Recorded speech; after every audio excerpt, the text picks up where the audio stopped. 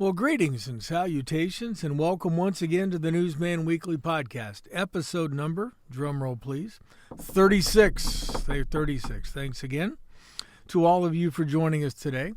I checked this week, looked on the interweb, and I found out there are more than 4 million registered podcasts out there around the world. So you folks obviously have many choices, and we are honored that you chose to spend time with us again today.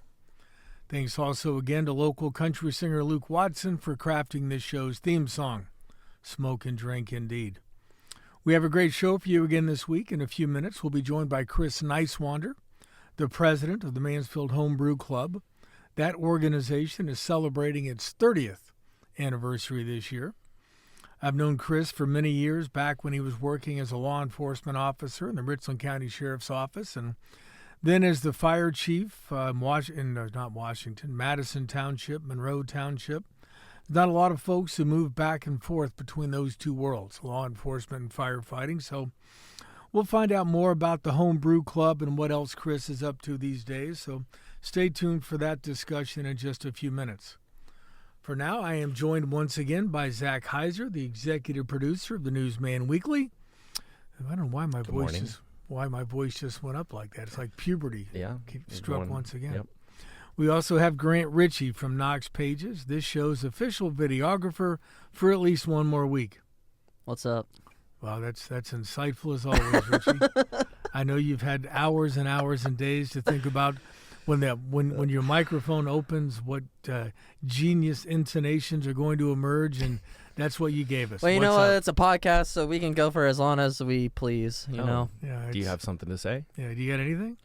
Well, you guys recorded that bonus episode last week without me, and I was getting dozens of emails, letters, messages online saying, is Grant, sir, are you still on the podcast? I had to reassure everyone that, yes, I'm still on the podcast for at least another week, so don't worry, folks out there who listen. There you go. Yeah, we had Matt Failor in last week. Well, he wasn't in. We did it on the phone, so there was no real videography required or actually needed, and we threw it together in a hurry. I asked Zac on a Tuesday morning if he could record it in about 3 hours, and he was beside himself to rush in and do that. And I said, do we need to get Ritchie up here? And I think his official reply was, do we ever? But I don't want to speak for Zac. Oh man. But, all right. How was your weekend, guys? What'd you do? It was good. I watched the Cavs absolutely destroy the Knicks on national TV, and what then a I game. watched them beat the Memphis Grizzlies on national TV again. That was also a great game. So 47-10, we're just rolling along. But I also went out to snow trails this weekend for the first time this year. Okay. That was great. Great weekend for it. Did a little sledding. Yeah. So, yeah. It was tubing or sledding? Well, I snowboarded out at snow trails. We did some backyard sledding on Saturday, and then I was out at snow trails Sunday. Carnival was going on. Great vibes. Yeah. Had 3 Coors Lights and a hot dog. Nice. A hot dog and 3 Coors Lights. Yeah. That sounds similar to my first inning at the last Guardians game that I went to. Hey, does that sit well in your stomach, when you're skiing and stuff, like the beer and the hot dogs, It does. Okay. And it's kind of like sometimes I'm not the best boarder, but that liquid courage is helpful. And it helps you just not overthink, you know. So I don't know. I don't snowboard or snow ski. I mean, obviously where I was growing up as a kid, we didn't have a lot of snowboarding and skiing in South Georgia. Yeah. And by the time I would have gotten old enough, I actually tried it once in high school. My senior year, they came up with this wonderful class trip if you wanted to go. They had a bunch of parents chaperone, and it was to Seven Springs, Pennsylvania. I thought, well, cool. What a great weekend. So me and some of my friends, we decided we're going to join, and we go on this trip. I don't know if you're familiar with Seven Springs. It is a mountain resort. I mean, honest to God, mountain ski resort. So we get there on a late Friday afternoon. My friend Jim Russell and I see a long line of people. So we get in the line, and it's apparently to rent snow boots and skis and poles and the things that you need to actually go skiing. So we do that. And then we see another long line, and we And once we figure out how to get these boots on and realize how damn uncomfortable it is to walk Correct. in snow boots, Mm-hmm. we get over and we realize too late that it is a lift chair. And I have no idea where this lift chair is going, but Jim and I sit on the lift chair, and it takes us up what we later found out was the longest, highest run at Seven Springs. Oh, nice. I've never been on snow skis in my life. Okay? I fall getting off of the lift chair. Yep. Which was the precursor to 728,942 more falls as I tried to go down. And I realized I am not a skier. Probably halfway down, I said, you know what? This is really dumb. I'm taking these skis off. I'm hiking in. So I spent the rest of the weekend in the pool and the hot tub at the ski lodge and had a fantastic time. Hiking down in your ski boots is not comfortable. Well, it's more comfortable than constantly falling every 5 feet and trying to get up again. Yeah. I mean, even getting up. It's hard. This is, and I want to talk about winter sports before we're done here today, because I got some thoughts on that. But Richie, I assume you had a crazy, wild weekend down in Mount Vernon, Knox County.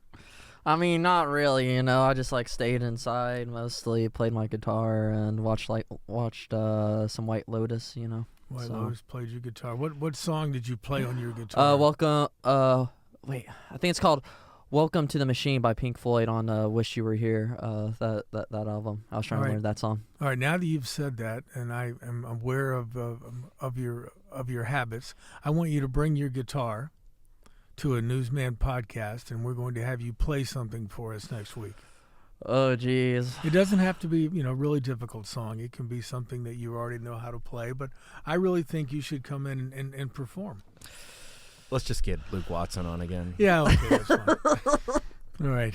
Hey, is it the end of winter? High temperatures this week in the 40s, maybe even low 50s by midweek. But I'm sorry, I just don't trust it. I will revel in the moment this week as I watch snow melt because I'm sick of it. But I just don't think old man winter is done. I think we've got one or two nasty body blows left before spring begins March 20th. And let me just say, you mentioned snow trails. I know snow trails had a ton of people over the weekend for the annual ski carnival. But the fact is, and this is just my humble opinion, nobody else, just mine, most people who enjoy outdoor winter activity are mentally unstable. I'm just going to say it. I'm not going to say I'm mentally stable. But it's just, why? It's cold. It's wet. And everybody that's out there would rather be indoors. I mean, depending That's why you got layers. I mean, my friend Matt Failor and his Iditarod sled team notwithstanding, it's just craziness. Would you consider sledding as a winter activity when you're a kid, you get those little boards? Well, I mean, when I was a kid, I thought it was great to go outside and play in the snow. I mean, that's what you did. Once I moved north and we had snow, we did it all the time. But now that I'm older, I just think, oh, y'all are crazy. Probably going out with your grandkids might be fun though, right? Well, I mean, it's because you don't have any real coats. Maybe. Oh, I have coats. I've never seen you wear a real coat. It's usually just a pullover. Yeah, I mean. So it's like Adam Fox, our friend Adam Fox says, "There's no bad weather, only bad gear." Yeah. Well, there's. But he's pretty mentally unstable. Yeah, too, there you go. I was going to say, if you're citing Adam Fox as this is the guy that did a Facebook Live and went out and camped when it was 2 degrees out. Yeah. This is a guy who also did a thing when he, Matt or Adam loves to do high points, the highest points in a state. And he did that lovely comedic video where he did the high point in Richland County. Yeah, at Apple Hill. Yeah, when he was wearing goggles and coats. Yeah, that was a good one. Hey, guys, on a personal note, I am appearing starting Friday night in a new show at the Mansfield Playhouse. It's a comedy farce called Said the Spider to the Spy. It's a 9-member ensemble cast. We've been working hard the last several weeks with director Doug Wirtz to stage a great evening of community theater. You can get tickets today at mansfieldplayhouse.com, or you can call the theater box office at 419-522-2883. I will warn you in advance, I do play a police officer who gets drugged with sleeping pills. Oh, wow. And bad things happen to him from that point forward. Oh, God. So when's opening weekend? Friday night. Okay. February 28th. Right. It's this Friday and Saturday, and then the following weekend as well, Friday, Saturday, and Sunday afternoon. So, Richie, I expect to see you in the audience at all 5 shows. Can I get like a free ticket, No, we are Mansfield Playhouse is a non-profit, and we would like to have your ticket money in our coffers. All right. Hey, I'll actually try to come out and see it, All right. Well, let's get to some news before we bring Chris Niswander in. Now, I'm not going to go into all the details of a great story on Faith Life Church and its leaders that reporter Dylan Carr published on Friday at knoxpages.com. It's a wonderful, comprehensive timeline that looks at the history of Gary and Drenda Keesee and how they came to lead a church of more than 3,000 people in New Albany, Ohio. It includes Drenda's election as a Knox County Commissioner because they happen to live in Knox County. You need to go to knoxpages.com, as literally thousands of people have done since Friday, and find that story. The headline's easy to spot. It says, Crisis of Faith, Sex Abuse Allegations Surround Keesee-Crafted Religious Empire. I told people when this story broke a couple of weeks ago that we would dig in deep, but we wouldn't publish the story until it was ready. Well, Dylan worked on that story nonstop for 2 weeks. Deep dives into all kinds of public records, interviews, more public records, phone calls, more interviews, more public records, reporting, writing, editing, re-reporting, writing, re-editing, and that's how this work is done. Nothing glamorous, just head down and work.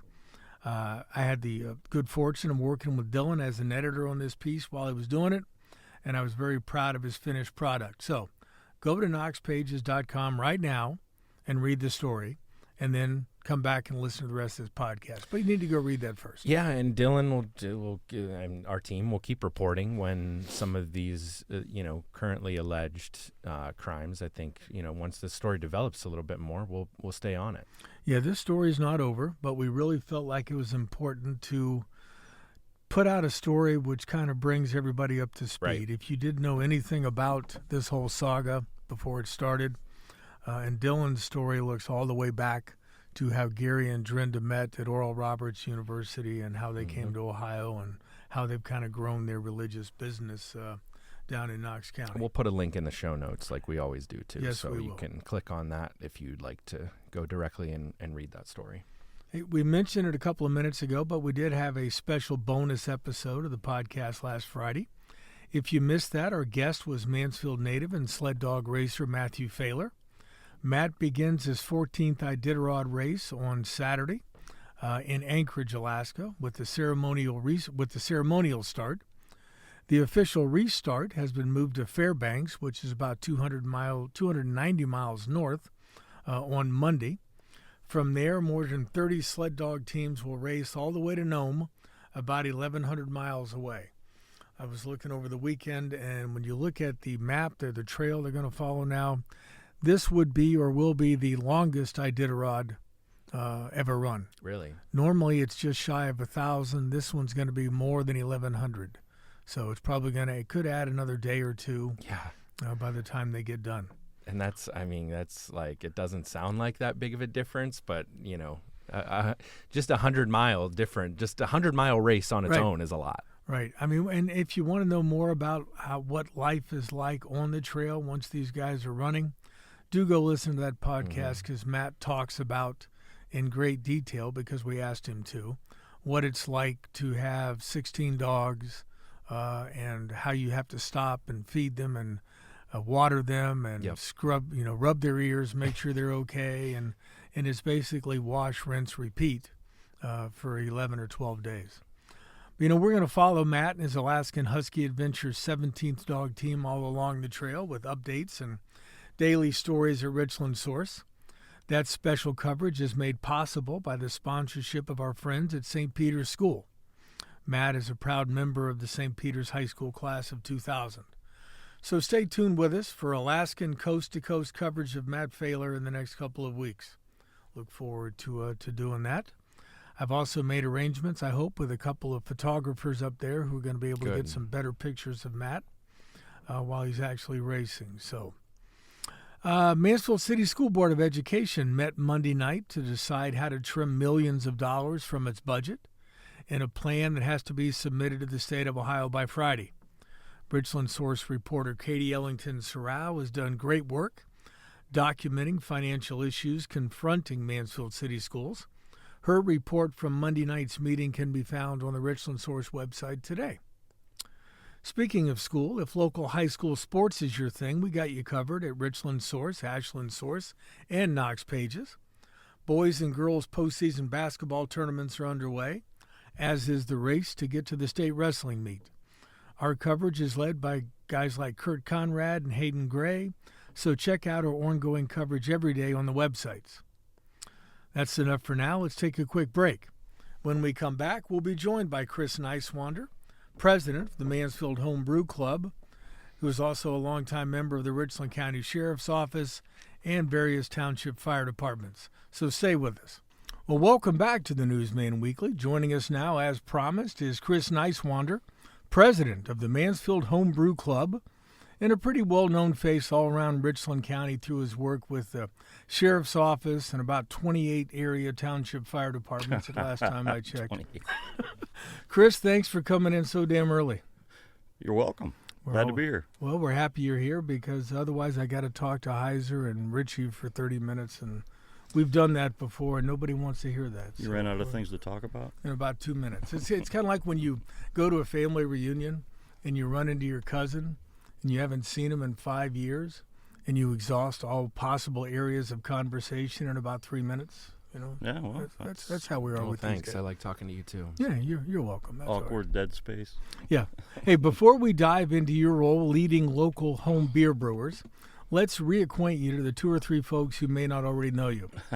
Now, you worked in the sheriff's office, I think, was it 83 to 95? Yeah, that was, I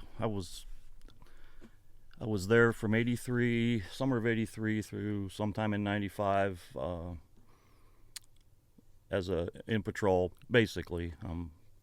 Well, I mean, you were a road deputy, became a sergeant, a canine handler, part of the A-Sort team. I mean, don't undersell your 12 years in the department. No, yeah, we did that, and then once I left law enforcement, and Sheriff Stirrup asked me to lead the special deputies of the reserve unit, so I did that till about 03 too. So I was still dabbling a little bit, but yeah, it was something I wanted to do, and it was very interesting. No day was the same. Mm-hmm. And then I think I probably worked in all the areas I wanted to work in, mm-hmm. and most of us that had promoted at that point were all about the same tenure, so there was no upward mobility or anything else to do different. And I became a volunteer firefighter while I was at the early in my sheriff's department time, and there was an opportunity to take a career test, and did, and somehow passed, and the rest is history. Now, I think you graduated from Lucas High School, right? I did, 1979. Yep. That's the same year I graduated from my high school down in New Concord, which is probably about the same size as Lucas, except for the fact we had a college there. So, well, it was kind of a college. It was Muskingum. I mean, you want to call it a college. But, what prompted you to go into law enforcement, and what do you remember most about those years? Well, I think, it's one of those, I don't know if it's cliche or not, but, you want to help people. You want to do something that's positive for the community. It's a similar reason that you would go into the fire service or EMS or anything else. There's levels of excitement. There's all kinds of craziness going on at sometimes, but the main thing is no day was going to be the same. I wasn't going to be standing in a factory punching the same hole every day for 8 hours, and just basically just trying to do something positive. Now, no day is ever the same, but is there a day or two that kind of sticks out in your mind as most interesting during that time? Oh, geez. Yep. There were several. and usually when they're most interesting, they're probably the most disturbing. The one that sticks out in my mind, that comes right to mind, and it's, you can't unsee some things. And there was a call. There was this family that were, I don't know, they were doing some type of ritual, and the end result was an infant had died because they were forcing rose petals and water down its mouth, and that's one of those things you can't forget. Yeah, that's one. Yeah, you're absolutely right. I remember the case or story that I covered when a local couple had smothered their baby and then laid it on a floor heating grate to try to act like the baby had burned up on the heating grate. So, yeah, those stories and those scenes stick with you. But all right, you also had your eye on firefighting. I think you mentioned you became a volunteer firefighter. I think it was in Mifflin Township while you were still working at the SO? My first volunteer department was Mifflin, Richland County, Mifflin. So out on 430, and I was there probably a year and a half and got talked into going to Madison, which I volunteered at Madison for a long time. Shortly after I was at Madison, Chief Ackerman and the sheriff at the time put their heads together, and because the sheriff was starting community policing, which I transferred into as well. This was Sheriff Steerhoff? Yeah. Okay. Yep. And so they had this great idea that, well, I was out doing community policing in Madison Township, that I throw turnout gear in the trunk of my cruiser, and sure, I got to be first a lot of times. That's a great thing. You show up in a police car with turnout gear, and then you're standing there waiting on the real fire truck to show up. But no, it was great. It was a good segue into where I ended up. Now, there are not many greater professional rivalries out there than between police and firefighters. I mean, it's I've seen some epic intramural kind of sporting events over the years in various communities. So, I mean, did other deputies or people in the SO give you a hard time for working in fire and vice versa? Oh, yeah. Oh, absolutely. It's one of the long-standing jokes is all firemen want to be cops and all cops want to be firemen. It's and I don't know if that's true. Obviously, it's in one case, yes. It worked out for you. It worked out for me. Now, you made the decision, I think, to go full-time firefighter and leave law enforcement behind. I think it was in '95. Yeah. And what drove that decision? Well, like I said, I had worked in a lot of areas at the sheriff's office, and I don't know. I guess I get bored or antsy. Like, okay, what's my next thing? What else can I try?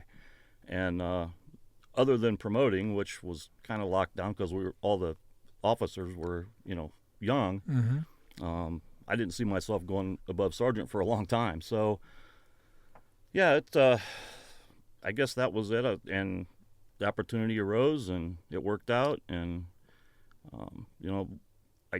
I still teach in the fire service at Bowling Green, even though I'm not active in the fire service anymore. But one of the things I get asked that every class. I said, well, because nobody's ever upset to see the fire department show up. Nobody wants to see the cruiser pull in their driveway, but they don't mind. Yeah. The fire department doesn't often randomly pull up in front of a house and, or pull you over. Or pull you over, right? Yeah. Unless it's a former assistant Mansfield fire chief who we won't talk about, who stops a truck and makes a road stop because it's leaking something out the back. Yeah, I may vaguely know who you're talking about. All right, so you end up in the Madison Township Fire Department, but somehow, I think back in 2006, you become chief. I did. I don't think a lot of people realize that Madison Township is the second largest governmental entity in Richland County behind the city of Mansfield. I think it's got a population of more than 11,000 people, which makes it bigger than Shelby, bigger than Ontario. And you're now chief of the Madison Township Fire Department. Talk about that role and some of the challenges and rewards you got doing that job. I think you did it for like 7 years. Right. Yeah. Yeah. So I end up getting promoted, and then your first day you walk in and sit in the chair, and that's another thing that I try to explain to younger firefighters that might end up there is you really don't know what that job is till your butt's in the chair. Mm-hmm. I mean, as much as you think you know about it and how things work, but you spend a lot of time on budget. You become a second dad or Dr. Phil to a lot of different people for a variety of things that I didn't really want to know. But yeah, it's there's always pressure, and the thing is as in any similar office or a position, you try to do the best for your people on the line, and you try to do what your elected officials want, and sometimes those aren't the same thing. Most times those aren't the same thing. I mean, it's a little different when you're running, say, a township fire department versus a city fire department. Maybe the chief there has to answer to the mayor. Correct. You've got to answer to 3 Sure. township trustees and try to keep at least 2 of the 3 on your side. Right, because it takes a 2/3 majority to get something you need or not get fired or whatever it is. But yeah, and I think most townships now, I can't speak for everybody, but we started doing a thing where there was a liaison to the fire department or roads, so you really only had to, you reported to all 3, you had to answer to all 3, but you only had to have one point of contact, which made it a lot simpler for us, a lot simpler for me. Well, what did you quickly learn about in the chief's role in terms of budgeting and personnel and staffing? That had to be was that kind of a rude awakening, or did you have a pretty good idea what you were stepping into? Well, I knew that finances were tight, and they typically always are. I knew we didn't have enough people. I mean, when I was full time, at that point we had one full time guy at Station 2 on Belmont Avenue, which was where I went, and we had a full timer and a part timer at Station 1. So if you were on Belmont Avenue, you took the truck that was for that call. If it was an EMS call, you took the squad. If it was a fire call, you took the engine, and then just waited for somebody else to come bail you out. But so that was probably one of my first things I wanted to do. Prior to being chief, I happened to be president of the firefighters local at Madison, and we had just finished a contract, and we negotiated language that we realized that the township just can't give us more people. There has to be funding for it. So basically what we came up with in the contract was language that we needed more people, and at every legal opportunity, the trustees would agree to attempt to get us funding. So that means they're going to put a levy on, which happened, and we were pretty aggressive. We had a citizens committee. We had a lot of door-to-door stuff right at the very beginning, like within 4 or 5 months of when I was made chief. And we got a levy passed by 82 votes that was for full-time and part-time staffing. So we doubled our daily on duty from 3 to 6. And that was probably my major accomplishment. And we're still pretty proud of that, but it was one of those things that you just cross your fingers and work hard and hope it happens, and we immediately became more effective. Immediately. Well, it has to get harder and harder over the years to find and keep volunteer firefighters. I mean, I don't think most townships that I know of, these guys might pay for their own training. They pay for their own gear. It's basically all on them. So, I mean, how big a challenge is that today even to try to, if you've got a volunteer fire department, which does have some full-time staffing, how tough is it? How aggressive can you be trying to locate more volunteer help? Well, you just have to pull out all the stops. You have to, make a conscious effort to let the community know what you need. I mean, there are people who live in different areas that are serviced by a volunteer fire department that don't even realize they moved into an area with a volunteer fire department. People don't know what they don't know, and if we don't tell them, then they're never going to know. So. Yeah, I mean, I live in Washington Township, and I know we have some full-time paid firefighters, and I know we have some volunteers because I see them every once in a while whizzing down the road in front of me when they suddenly accelerate on 13 because now they just got called to something. So. Yep, exactly. All right, so you end up, I think you left Madison Township in 13, went into a job in the private sector. I think you were selling fire equipment. Yes. Around northern Ohio, and we'll talk about that in a minute. But you also became a volunteer firefighter back in Monroe Township, where you kind of sprang from. So you just couldn't keep away from doing it. No, it gets in your blood. I felt like I had a little bit left in the tank, and I wanted to do some of the fun stuff that I didn't necessarily get to do as a full-time chief. So this would be great. It's my hometown. Hometown was always great to me. I want to give back to my hometown, and so that's what I did. And a little while later, they decided the chief at the time was getting busier and busier in his full-time job, and would you be chief down here? And the trustees asked, and I guess, white helmet follows you around like a rash. You can't ever. No, I'm not going to have any more fun, but no, so it was good. You went there in 13 as a volunteer to have fun again as a firefighter, and then you became chief in 14. Yeah.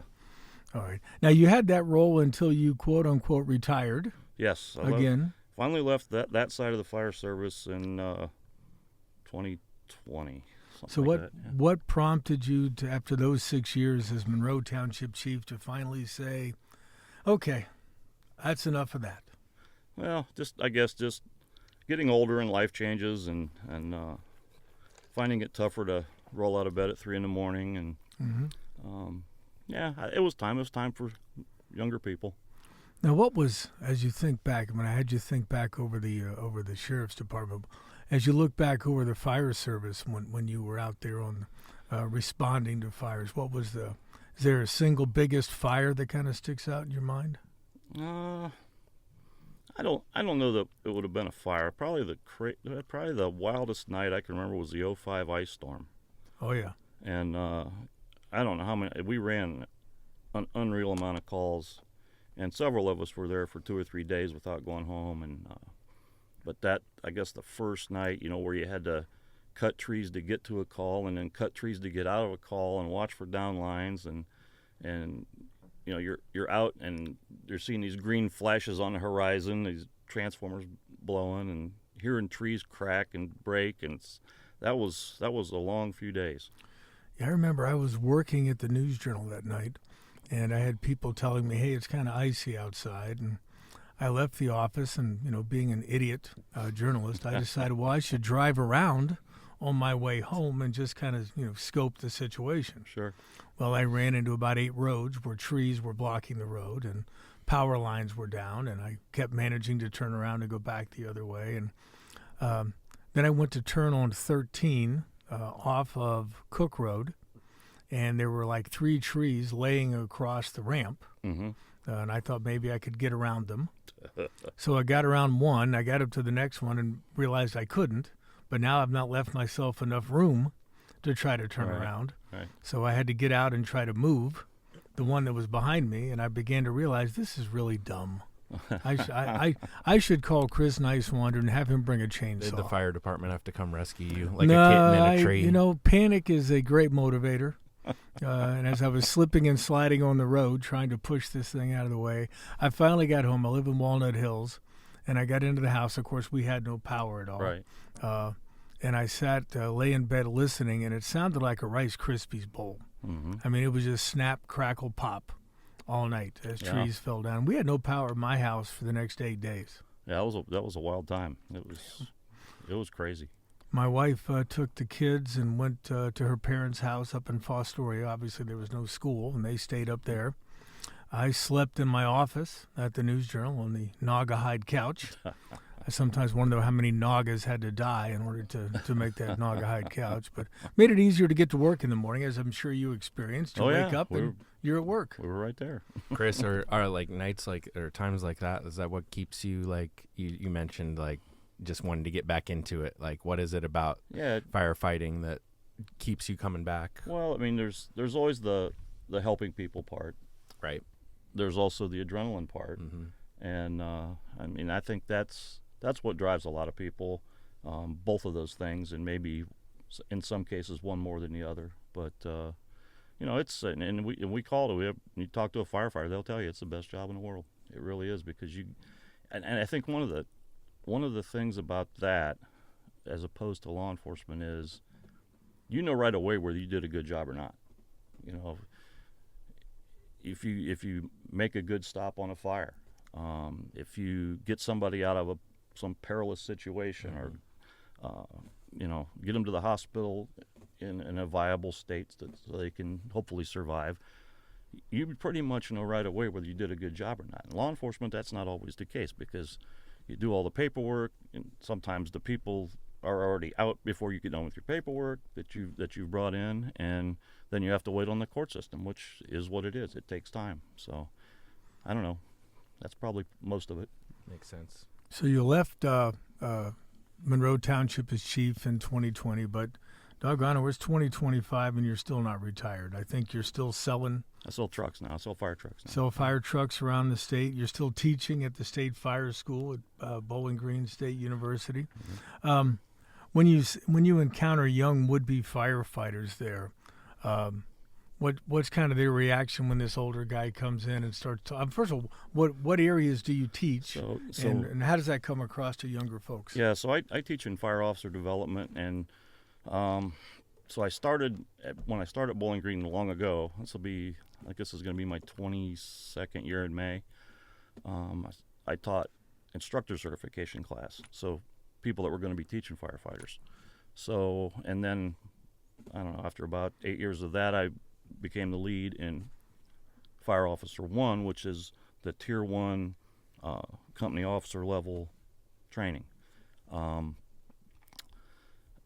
It's and the thing is that's a case too where, I mean, there are some that are sent there on the department's dime, but there are a lot of these guys that they're paying for their own, because either it's they want to further their fire service education and be good, or it's a requirement to test for promotion, or any number of things. But we typically get the cream of the crop. Mm-hmm. And in any business or fire station or police department, you always have that one or two guys that are like, goober, Well, you just described me in journalism school, goober. but predominantly you got a bunch of good people, and when in the officer classes we get the cream of the crop. So it re-energizes you. It's like recharges your batteries, renews your faith in the fire service. I think we left it okay, and these guys are going to be good. But I always tell them, I said, you're probably wondering why this old dude with a beard is standing up here at fire school, and it's because I don't have to fit test for an SCBA anymore, and I don't have to wear uniforms anymore. So, So as long as I can be of help to that profession by going up there twice a year, I'm in. Now, obviously, when it comes to selling fire apparatus, I mean, you were doing this during COVID, when supply chains became longer and more tenuous. What's that business like these days?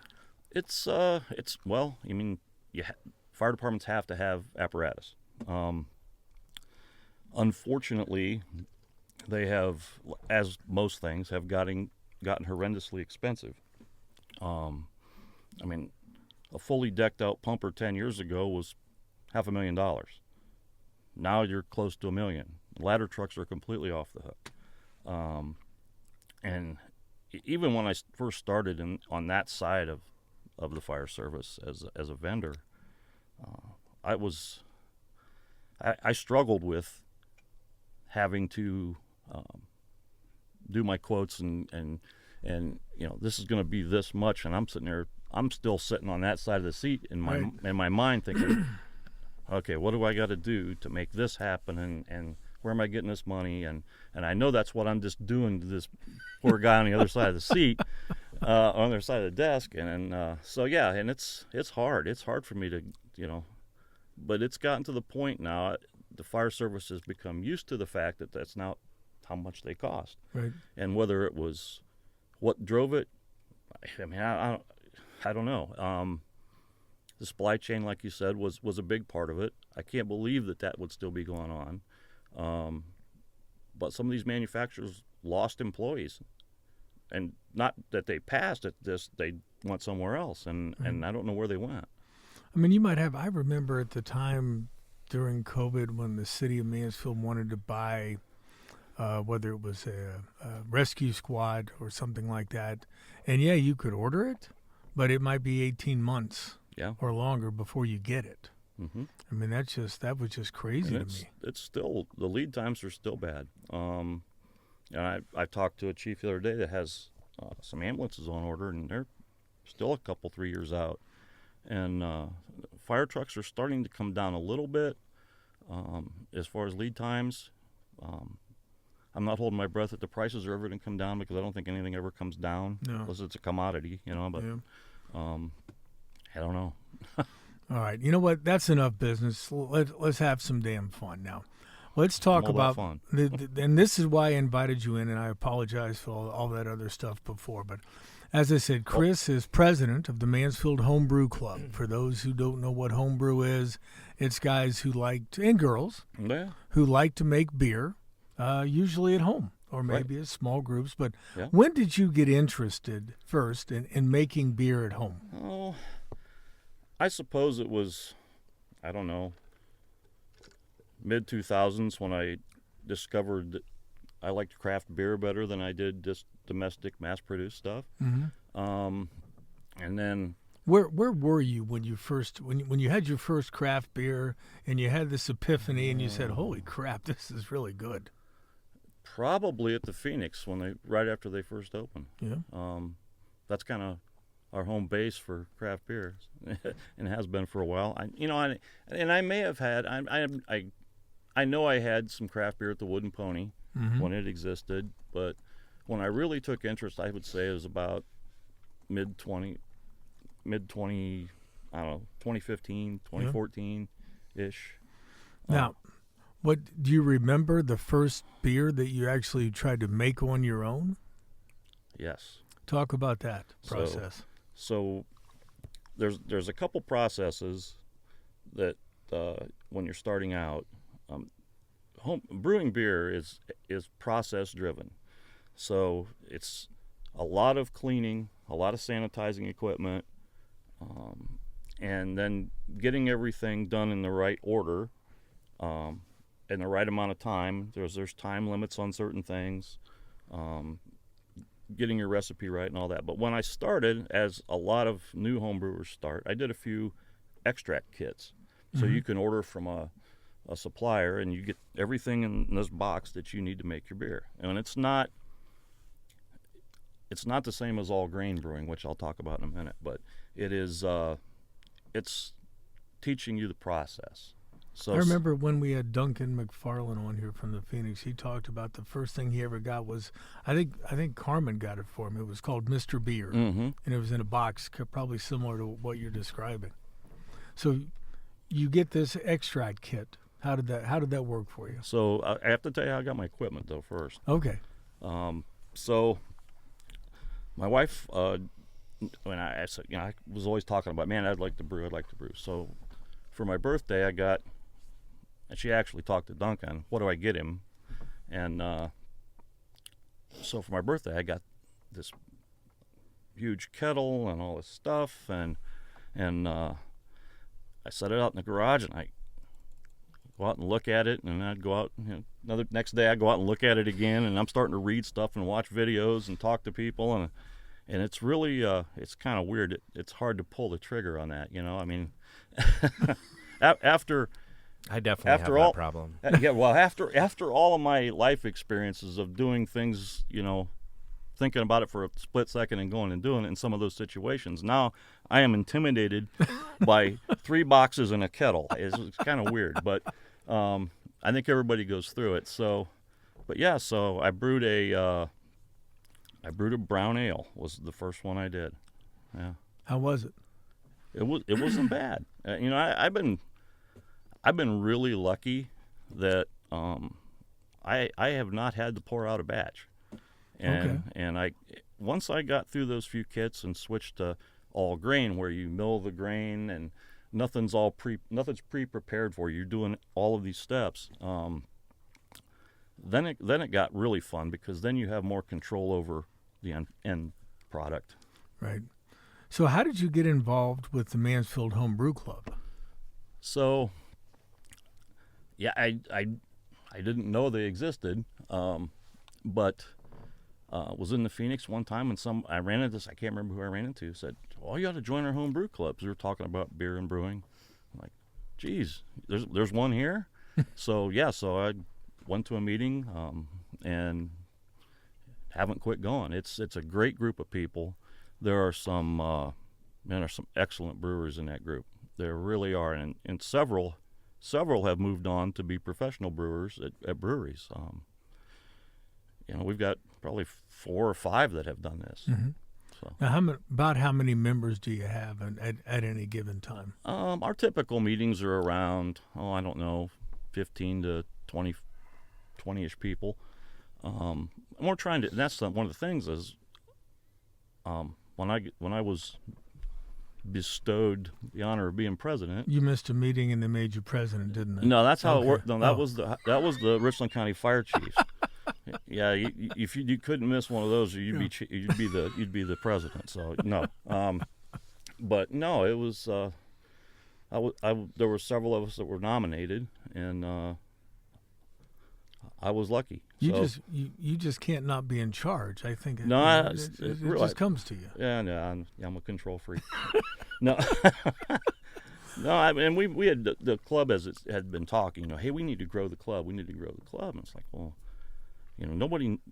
we're a secret, not on purpose, but nobody knows about us. So we're trying to do as much as we can to find home brewers or people that are interested in it, that want to show up and learn about it, and that might be for them, might not, but that's what we're all about. So we're going to try and introduce quarterly education, where we bring in speakers, and we started doing a club night out that's not a meeting, so we'll bounce around the different places and get together.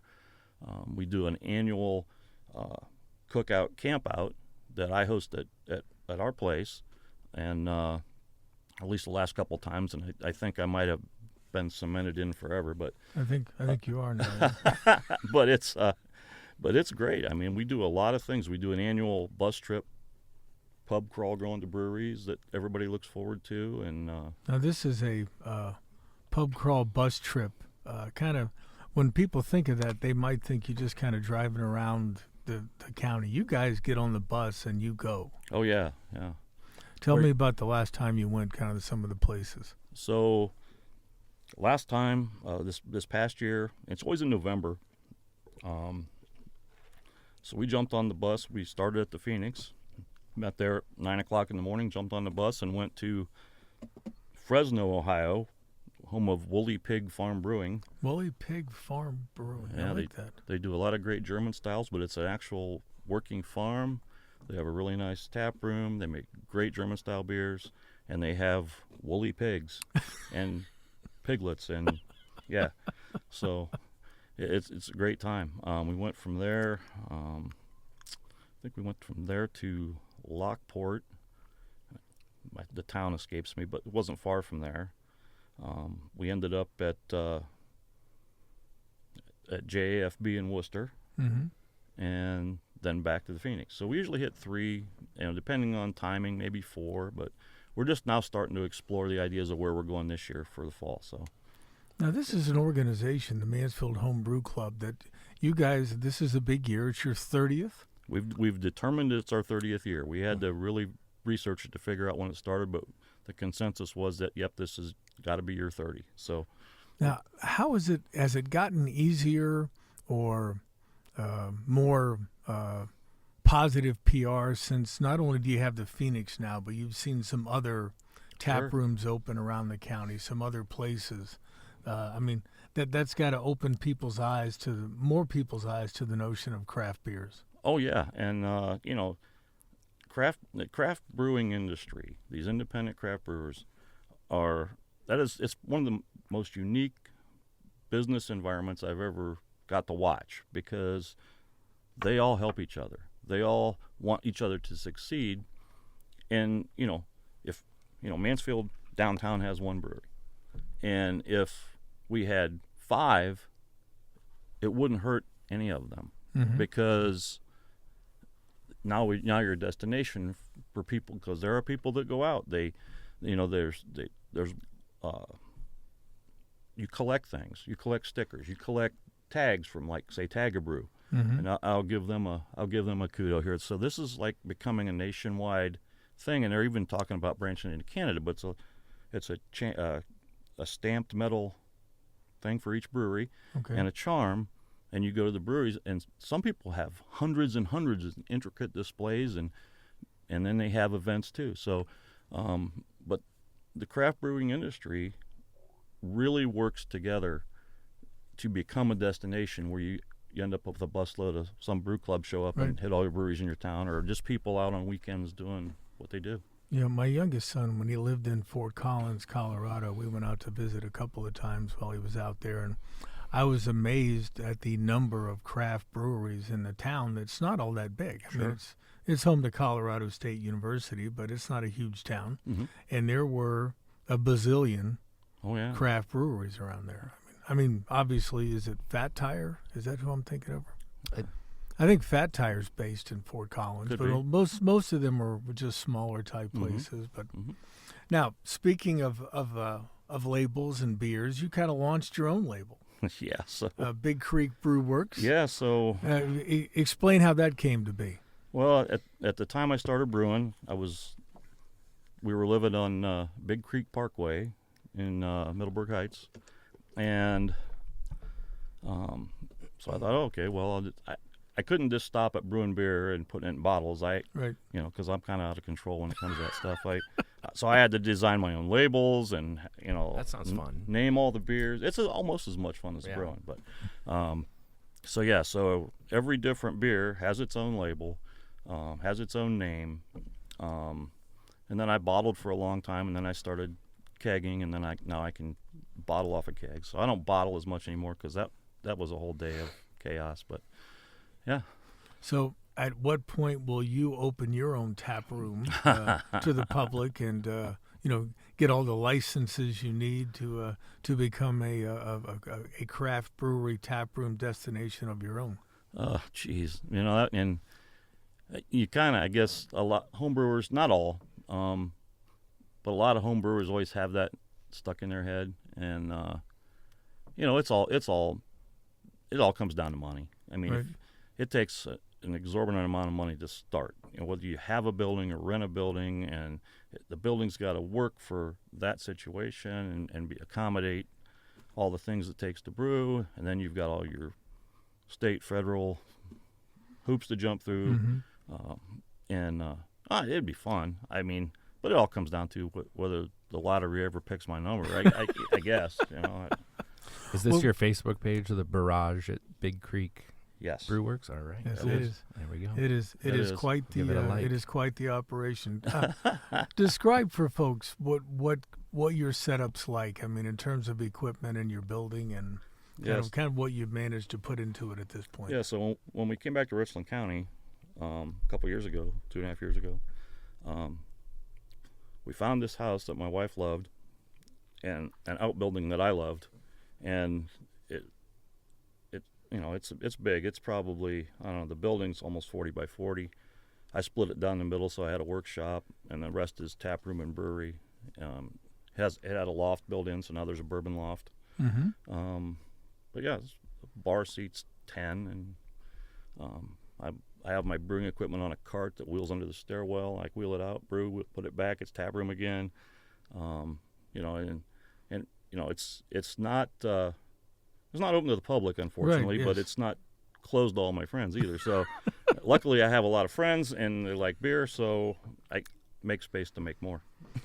And certainly, as a friend of Chris, I certainly appreciate that that notion. Carl, you should join the Home Brew Club. I could see you doing that. Well, I'm a good homebrew drinker. I don't know if I'm well, maybe when you retire, yeah, allegedly, then well, come brew with me. Yeah. Well, you know what? I just might do that. Problem is, you kind of live a distance from me, and when we get done brewing, I'm gonna commence to drinking, and I'll have to get Julie or Marcy to give me a ride home afterward. I'll just put you on a cot in the bourbon loft.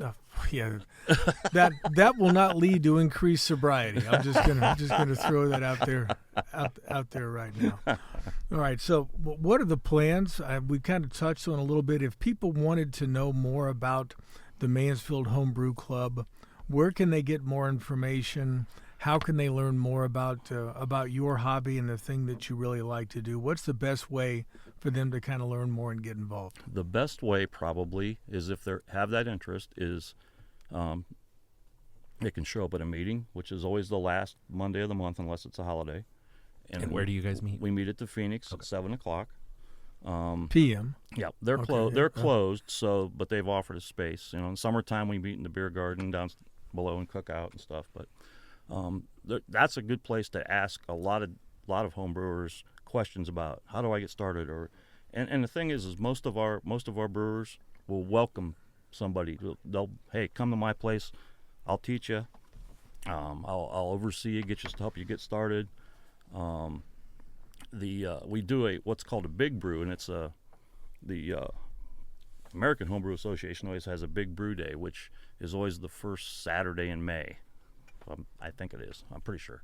And Phoenix allows us to do it there, and it's always down in the beer garden in front of it. And guys bring equipment in, and we brew right there. So, people that would want to show up and ask questions and watch the process, and that's really a perfect opportunity. So I'll probably be hitting you up to have the source do an article, just a little blurb saying, hey, this is Big Brew. I don't think that will be hard to do at all. I think you obviously... I'll buy you a beer. Well, there you go. You're not going to just buy an ad. Yeah, I'll go ahead and start writing that story right now. All right, Chris, what haven't I asked you about today, either about your own career or the fact that you outkicked your coverage so far when you married Julie, things like that, or the Home Brew Club? What would you like to say I haven't asked you about? Geez, I don't know. We'd really enjoy some people that have interest, getting hold of the club. We do have a group on Facebook that, if you just search Mansfield Home Brew Club, it'll come up with a thing that says join, and then it'll ask you a couple of questions, and then we'll prove you're not. But I don't see why we wouldn't. But well, Richie, don't be in a big hurry. I think your application would be under consideration for quite some time. Thanks. And he hasn't said anything the whole time. That's because he is focused on his videography business. He knows if the videography doesn't turn out well, his chances of coming back next week are... I need the job. So. He does. He really does. Well, we all need jobs these days. Yeah. But all right, folks, and we'll put links to these things in the story when this podcast drops on the website. Okay. Folks, we're going to wrap up today's show on that note. Many thanks to my friend Chris Niswander for joining us today. And thanks again to all of you for listening to the Newsman Weekly. I'll be back in a second to put a bow on this week's episode. But until then, remember what Mark Twain said. If you tell the truth, you don't have to remember anything.